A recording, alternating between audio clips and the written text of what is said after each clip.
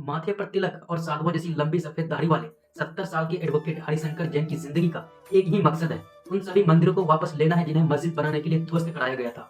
शायद पूरे भारत में 3000 ऐसी मस्जिदें हो सकती है जिसके लिए हरिशंकर ने पूरे भोपाल में अब तक 100 से ऊपर मामले दर्ज किए हैं। लेकिन मोदी जी के मित्रों, आप सोचेंगे कि उनके सपने की जगह आखिर कहाँ है? तो चलिए फ्लैशबैक में चलते हैं। जब कमजोर स्वास्थ्य के कारण हरिशंकर की मां ने उन्हें 10 साल की उम्र तक घर पर ही पढ़ाया था। उनकी निष्ठावन हिंदू मां गीता, पुराण, वेद और हर एक हिंदू ग्रंथ में परंपरागत थी। माँ की अपनी बेटे के बस एक ही ख्वाहिश थी, हरी तुम्हें बड़े होकर वकील बनना होगा, जिससे तुम उन सभी मंदिरों को फिर से स्थापित कर सको जिन्हें मुगल शासकों के ध्वस्त करके मस्जिद बनाया गया था। इसलिए हरि ने अपने सेकुलर पिता की इच्छा को नजरअंदाज कर दिया, जो चाहते थे कि वह सिविल सर्विसेज में आगे बढ़े, और अपनी माँ का राज बेटा बनते हुए 1979 में उनकी इच्छा के अनुसार वकील बन गए। एक दशक के बाद जब इलाहाबाद हाईकोर्ट ने अयोध्या के उन सभी मुकदमों को अपने हाथ में ले लिया जो सिविल अदालतों में चल रहे थे, तब हरिशंकर समझ गए कि उनका समझ आ गया है, और वो बाबरी मस्जिद मामले में हिंदू महासभा के वकील बन गए। फिर हमारे हरिशंकर को रोकने वाली कोई ताकत नहीं थी। 1993 में उनकी याचिका के बाद ही फैजाबाद जिला अदालत ने हिंदुओं की प्रार्थना करने के लिए बाबरी मस्जिद के द्वारा खोल दिए थे। उनकी हिम्मत और बढ़ गई जब पिछले कुछ सालों से उसके इस मिशन में उनके बेटे विष्णु भी शामिल हो गए। दोनों ने मिलकर वाराणसी में ज्ञान वापी मस्जिद के वजू खाने को सील कराया था, क्योंकि उसमें एक फव्वारे जैसा ढांचा है जो शिवलिंग होने का दावा करते हैं। बाप बेटे की इस जोड़ी ने मथुरा में भी कृष्ण जन्मभूमि शाही ईदगाह मामले में याचिका दायर की है, और यहाँ तक कि दिल्ली के कुतुब मीनार पर भी दावा किया है कि उसे हिंदू और जैन मंदिरों को ध्वस्त करके बनाया गया था। इसलिए जब एक साल पहले उत्तर प्रदेश के संभल जिले के केला देवी मंदिर के महंत ऋषि राजगिरी जब कुछ दस्तावेज के साथ उनसे मिलने आए, तो हरिशंकर जी फिर से एक नए मंदिर मस्जिद मामले में के बारे में उसे सुनकर उत्साहित हो गए। भैया जी, ये संभल की शाही जमा मस्जिद के नीचे तो हरिशंकर मंदिर था जो भगवान विष्णु ने खुद बनाया था। यह तो खुशी की खबर है। और बताइए, अभी कौन सा युग चल रहा है? कलयुग। और कलयुग में हरि मंदिर में विष्णु जी का कौन सा अवतार आने वाला है, जहाँ एक और हरिशंकर ने सबूत जुटाने के लिए अपना शोध शुरू कर दिया। वही दूसरी ओर महंत गिरी ने अपनी अंतरराष्ट्रीय हरिहर सेना के साथ गांव-गांव जाकर हिंदुओं को हरिहर मंदिर के बारे में जागरूक किया। और एक साल बाद महंत गिरी के केला देवी मंदिर के परिसर में ही हरिशंकर ने शाही जमा मस्जिद हरिहर मंदिर मामले में अपनी याचिका तैयार की। फिर अपने समर्थकों के साथ शुभ मुहूर्त निकालकर माहौल का इंतजार किया, और 19 नवंबर को दोपहर ठीक 12 बजे हरिशंकर की टीम ने संभल की चौन देसी अदालत में अपनी याचिका दायर की। बाबरनामा, अकबरनामा जैसी कई ऐतिहासिक ग्रंथों और उर्दू में एक पुरानी 1876 के ASI रिपोर्ट का हवाला दिया, और कई संगीन मामले जो कि निचली अदालतों में से सालों से चींटी की चाल से बढ़ रहे थे, उसे हरिशंकर की याचिका ने और तेजी से बढ़ा दिया।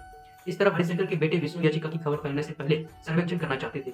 हमें जल्दी करने की जरूरत है, अगर मस्जिद के अंदर कुछ चीजें इधर उधर कर दी गई तो क्या होगा? और इसलिए भी क्योंकि यूपी के सरकारी वकील की तरफ से कोई एतराज तो आना नहीं था, तो सिविल जज ने उसे दोपहर निरीक्षण की इजाजत दे दी, और अदालत के आदेश के 3 घंटे के अंदर ही इससे पहले की खबर फैले शाम तक संभल की शाही मस्जिद के अंदर का सर्वेक्षण पूरा हो गया। पर 5 दिन बाद जब सर्वेक्षण के लिए पूरी टीम मस्जिद में फिर से पहुंची, सिक्योरिटी और हिंदू कार्यकर्ताओं के एक समूह के साथ जय श्री राम के नारे लगाए, तो इस खबर ने वाकई में मुस्लिम बहुल संभल में दहशत फैला दी।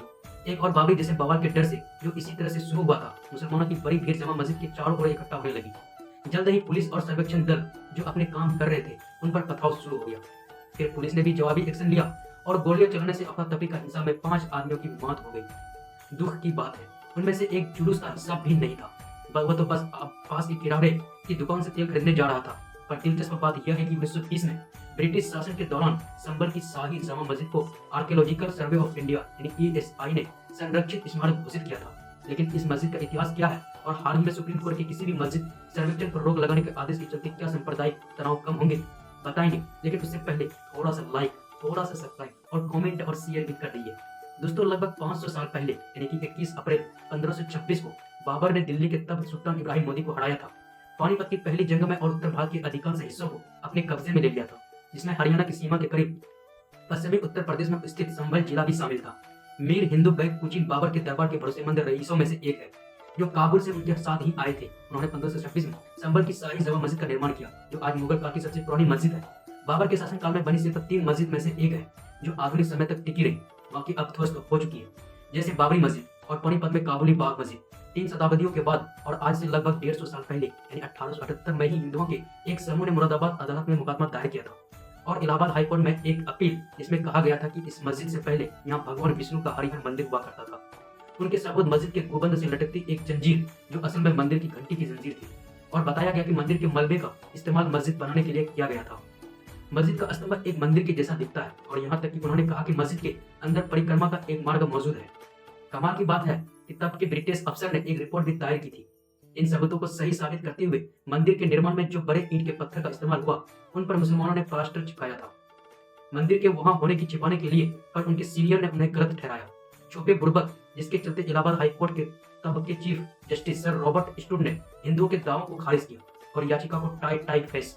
उसके बाद से मस्जिद पर कोई दावा दर्ज नहीं किया गया।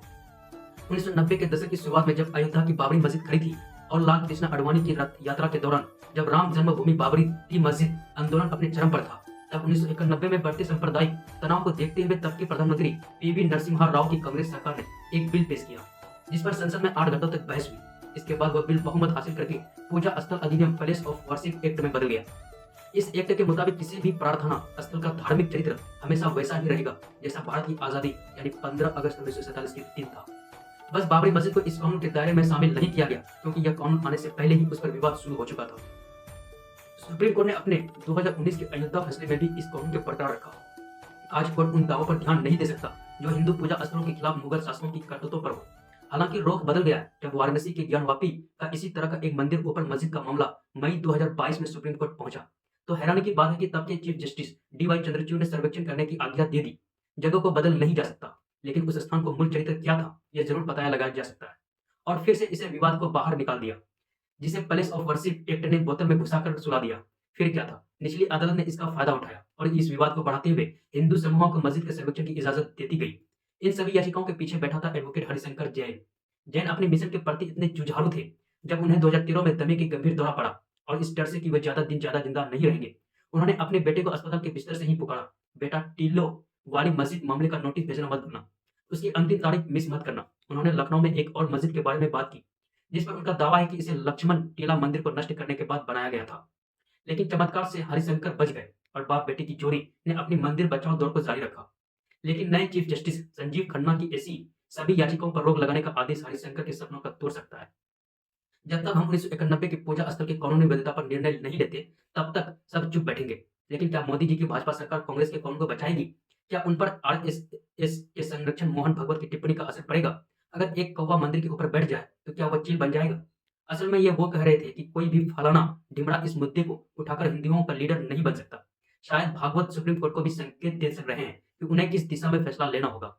बिस्बो की शायरी भरम में डगमग हो रहा, पूजा स्थल का कानून हर मस्जिद के नीचे वह मंदिर रहे हैं, ढूंढता अग्रता ने किया था, धर्म पर अज्ञात पर भाईचारा बना रहे। कोशिश यही हो। आज हमारे वीडियो कंटेंट के सर्विस आपको डिस्क्रिप्शन में मिल जाएंगे। तो दोस्तों वीडियो कैसी लगी? अगर वीडियो अच्छी लगी तो वीडियो को लाइक कीजिएगा और हमारे चैनल में पहली बार है तो चैनल को सब्सक्राइब कीजिएगा। मिलते हैं किसी नई वीडियो में, तब तक के लिए जय हिंद जय भारत।